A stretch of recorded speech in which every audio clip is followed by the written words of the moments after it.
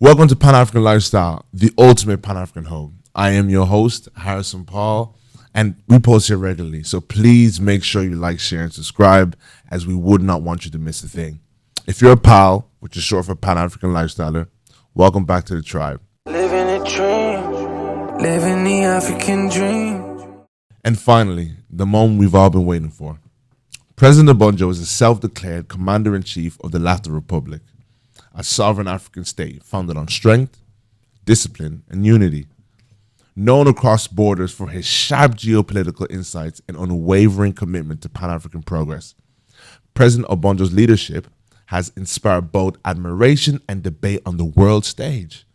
Today, we are honored to host His Excellency for an official conversation on the state of Africa, the global African diaspora, and the future of the African dream. Mr. President, thank you for joining the Pan-African Hub. Welcome. Look, I am very, very impressed. Not only did you use my protocol, His Excellency, you also were able to pronounce my name, President Obonjo. A lot of people, when they find it difficult to pronounce my name, they call me Obama, President Obama, because it sounds similar. But this is great. You are really, you've made me proud. I'm laughing already. I gotta try and figure out how I'm gonna make it through this.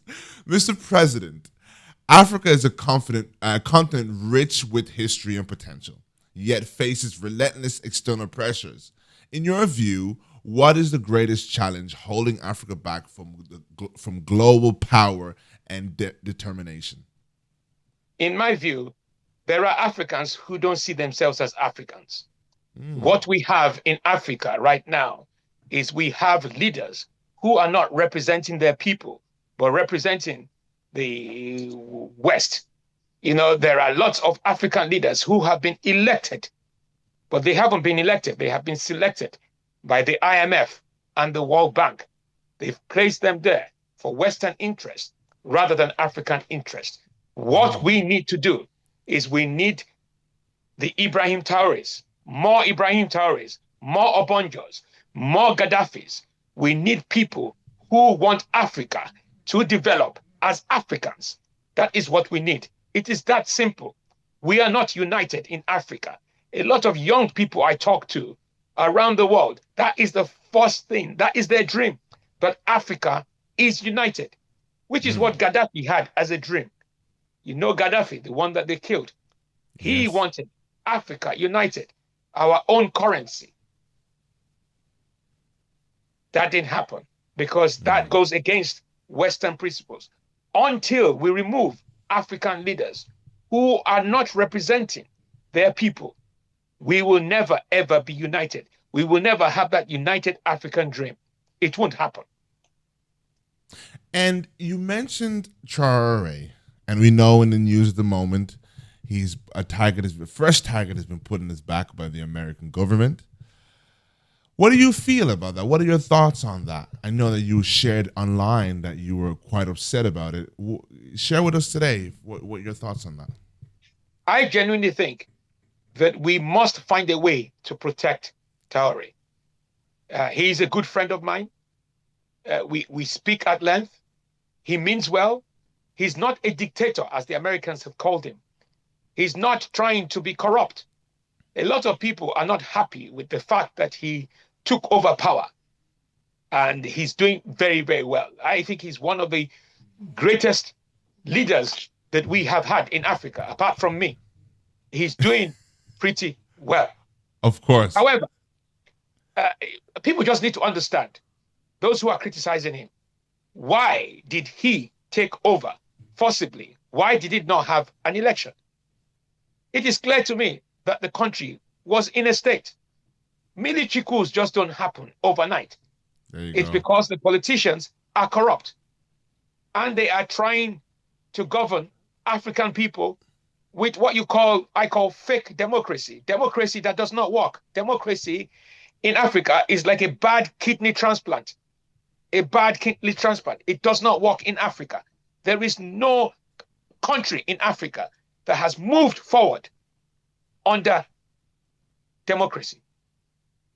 And that is why, in my view, we need to find a way of protecting Traore. I can understand why people are saying after a couple of years he should hand over power and have elections. But who are you handing over power to? This is the problem. Who are you really handing over power to? He hands over power to another corrupt politician. There has to be a change of mindset. We should not be running democracy as if it's a business in Africa. It is not a business. You are there to serve your people. We must not copy what is happening in America, where billionaires have stolen democracy and have elected themselves. The Musks of this world, the Trumps of this world. Look, there is a real opportunity for Africa to show leadership and governance. Traore will succeed, but he will only succeed when his people are behind him. And that's why there's a division, because a lot of African leaders do not support him because he came under military coup. But he's also exposing them because he's making Burkina Faso. Look, if I tell you, when I went to the West End recently, this is how popular Traore is. Some white people came to me screaming, Ibrahim Traore. They thought I was Ibrahim. That is how popular he is. So we must not lose him. I heard there was one American black military officer criticizing Traore and basically saying that Traore is a dictator, that he is protecting Russia and China. Are you aware that the West, as soon as they see that you are delivering for your people as an African leader, they call you a dictator. They call you a dictator immediately. So I wish him well. I know he will succeed, but we need to protect him. You know, he's had, in my view, he's broken the world record. 18 assassination attempts. I'm not talking about Donald Trump and his assassination attempts. He only had 2. Traore has had 18 assassination attempts. And you made a little undertone there in your video, I noticed, and you said, I'm talking about a real assassination attempt. You don't think the Donald Trump one was you weren't, insinuating that the ones against Trump were not so real, were you? You mean the ketchup assassination? No, I don't know. I don't know. But this is what I would say to you. How many African leaders survive an assassination attempt and they get up and say, bring my shoes, fight, fight, fight. I'm not saying any more than that. Are you okay? I'm okay, Mr. President. And on the topic... Listen, if someone was going to shoot me, I will be out of there. I won't be thinking of my shoes. I won't be thinking of raising my hand as a fight. No way. Impossible. Totally impossible. But look, that is American democracy. We're talking about Africa. So if that's how they carry out their assassination attempts, that's okay. And now, staying on the topic of just, the vulnerabilities of being, a president or being, someone who stands on behalf of a country, I really wanted to get into your experience in terms of the vulnerabilities. Do you feel nervous? Do you feel anxious at times? Because you're someone who doesn't shy away from the tough topics. You're someone who doesn't say what people want to hear. So do you ever feel, vulnerable? I never felt vulnerable until these young West African leaders, military leaders, started propping up. So when Traore came to the scene, and the Senegalese and the Gabon leaders, and they were doing things in terms of France, someone jokingly said to me, Mr. President, I hope, honestly, I received a message that I hope they don't mix you up with these young West African leaders and that you don't get assassinated by the CIA and FBI. And I really do mean that, because the number of, look, I have been broadcasting on TikTok. And last Saturday, I was banned live on TikTok because someone believed I was an African warlord. And what is an African warlord doing on TikTok? So it has become so real that people, and this is you, young man, you are educated. It is clear you're educated. Thank you. There Thank are you, sir. people who are underneath internet and they can't tell what's true and what is fiction. Wow. So true. And that is worrying for me. So when you talk about what do I want for Africa? I want young African people to be educated. I want young African people to know how to hold their politicians to account.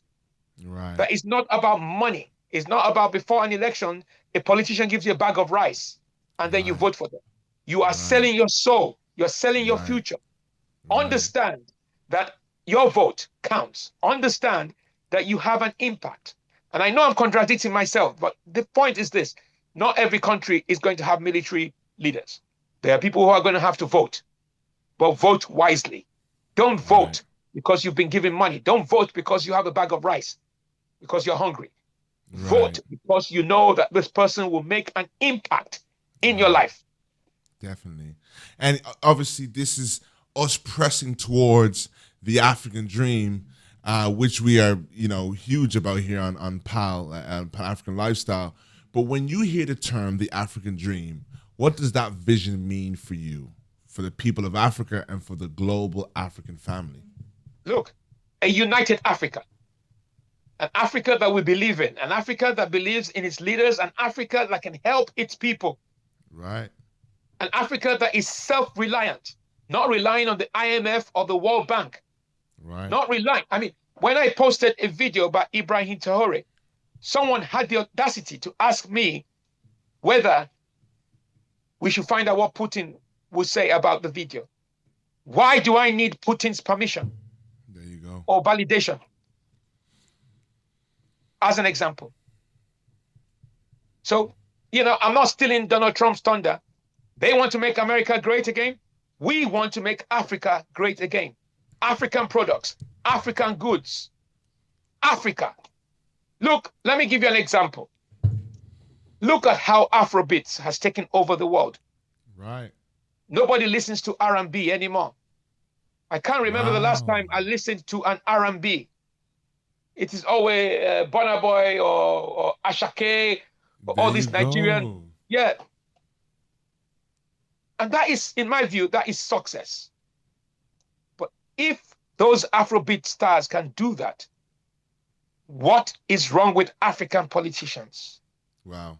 We should be the model for leadership across the world. We should be showing America. And actually, we've shown America. We've had successful elections. Even though, look at how I'm dressed. I don't believe in elections. It's too expensive. The taxpayers. But Donald Trump, when he lost the election, did not accept. In Nigeria, they had elections. The guy who lost accepted. There's so many examples of smooth transition. So Africa has got it. The dream for me, for Africa, is that every young person in Africa doesn't need to look at the West, doesn't need to look at leaving Africa to make a better life. Right. African leaders, look, my young man, when you talk about the African dream, ask me how many African leaders can tell you what the African dream is. At the moment, their dream is their pockets. Yeah. Yeah? If you ask the Nigerian president, what is the African dream? He will not be able to answer that. I'd be surprised if he can even answer the Nigerian dream. That is where I am coming from. That is why I use my platform to awaken people. My comedy is about making sure that people understand that you must hold your politicians to account. There's no point a politician is sending their children abroad, having medical abroad, when you have a country with so much resources and you cannot cater for your own people. We have migrants dying, leaving Africa to come to God's own country or to come to Britain that is so messed up at the moment. So we need, if people understand accountability and being able to hold their politicians to account and understanding that you voting someone in is not a favor. It's a responsibility, a civil service to the people. And there are not so many people like that. I'm sorry, there aren't. And that is why we are having I know you're very young, and I don't want to put you on the spot, but I know lots of Africans, young Africans, who believe that military dictatorship is what will save Africa. That is their dream. Yeah. Not democracy. People are tired. The number of people who write to me, my friend, on a regular basis, I am not boasting here, asking for help. Yeah. That is a failure, a collective failure of leadership. Why would people who have bought homes in Nigeria come and sell their homes and come to England and be working as cleaners? Wow. You know, so the African dream is African people staying in Africa, building our vision together, the right leaders in the right place, people who want to serve and not serve their pockets. It's that simple. Yeah. Yes, sir. Your Excellency, you know, continue. No, I don't know how many people are going to watch this. When I'm talking about African dream, I am not talking about Wakanda. I'm not talking about the Wakanda dream. That is fictional. If you can have the likes of China, look at China. Right. Where was China 60 years ago? Or how many years ago? Where was Dubai 50 years ago? If those countries can do it, any country in Africa can do it. What we lack is leadership. And until young people hold their people to account, if they don't hold their politicians to account, I'm sorry, it doesn't work. It will never work. And you're mentioning that obviously the hope is not within the leadership. The hope is within, you know, Africa's vast, you know, reservoir of knowledge, wealth, and influence. Look, let me just explain one thing. During a live TikTok, I asked a number of people, because on Saturday I'm on TikTok talking to people from around the world. And I asked some people and I said, can you honestly tell me that if you were running, for example, Nigeria, would you be corrupt or not? Some people said yes, they will still. Yeah. And that's where the problem is. Some of the issues we face in Africa is not about the government or leadership. It's about the people. Right. People have been institutionalized to think about corruption. Right. So, because we have this government who stole, when I get in there, I'm also going to steal. That is the mentality of some people. And how do we fix that, Mr. President? How do we, the mindset has to we change. heal that? People need to understand what is good. Look, I think there is an opportunity in terms of the internet. Yeah, people need to educate themselves, watch the right programs.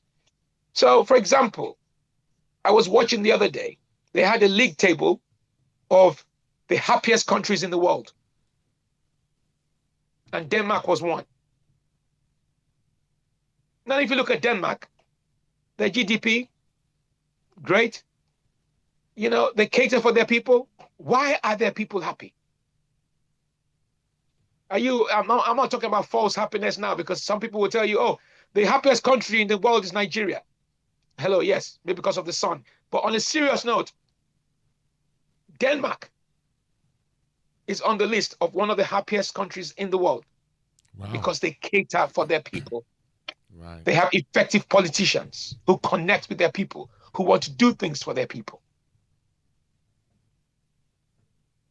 And that goes to my next question here, because we here at PAL believe that global power isn't just measured by GDP alone, but by the strength of culture. Do you believe cultural sovereignty is essential for Africa to reclaim its place in the world? Definitely. We have Africans who behave like Europeans in Africa.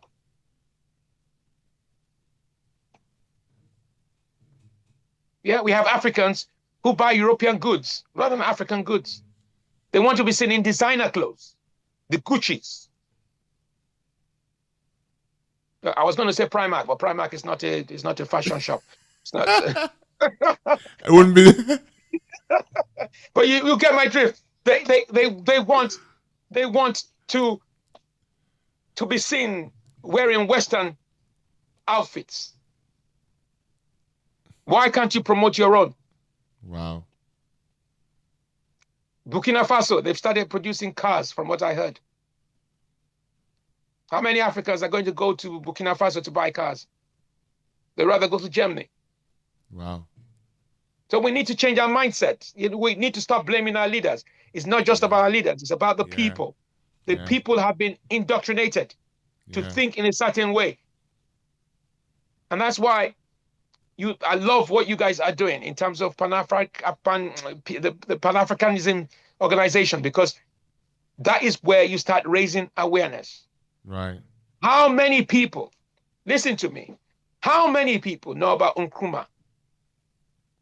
Very little, sir. The other day, I was having a conversation with someone, a South African, a young South African. He knows about Trevor Noah, but does not know about Nelson Mandela. Woo.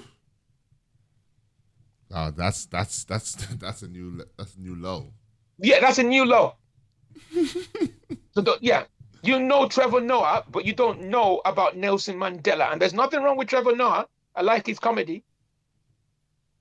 How can you be a South African and not know about Nelson Mandela?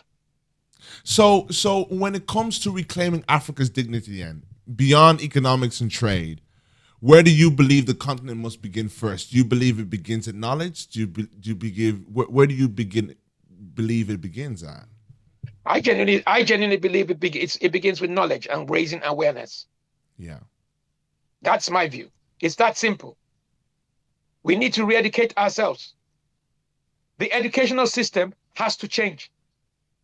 There's no point raising African people reading William Shakespeare or whatever it's called. I'd rather have Chinua Achebe. Things fall apart. Yeah. Yeah? Teach them about African culture. Because some of these educational systems were created by colonial masters.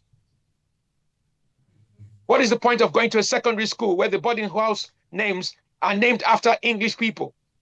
Field House, Powell House, these are all English people. Don't get me wrong, I have nothing against English people. But do you go to Eton, for example, and is there an African name in Eton? No. Even when we tried to raise a statue from some African leaders in the UK, they kicked a fuss. This is what I'm saying. It's knowledge. And when people understand what has been taken away from them, they will do what they can to redress the balance. Wow. And finally, Mr. President, what message would you offer to the youth of Africa and the diaspora as they step into leadership, entrepreneurship, and the creative roles shaping the future? If you have an opportunity as a young African leader to have a platform in Africa, then use it wisely. I would also urge, because there is a clamor for youths to leave Africa and come to the West, don't come. Stay at home. Because you will face many challenges. And in a way, you will regret coming to the West. I have met a lot of people regretting, Mr. President. You're right. You're correct with that. Yeah, the West doesn't want. No. They're blaming immigrants for everything. They can't sort out the education immigrants. They can't sort out whatever it is. Homelessness is the immigrants. They blame immigrants for everything. Everything. Everything. Harry has left and is gone to the United States. Immigrants. Immigrants. Everything is immigrants. The trains are delayed, is immigrants. The NHS is not working, the hospital's not working, immigrants. Everything is immigrants. They lack the leadership. They blame immigrants for everything. Immigrants. Gosh. So that's what I would say to people, especially young people. I wish them well. They deserve better.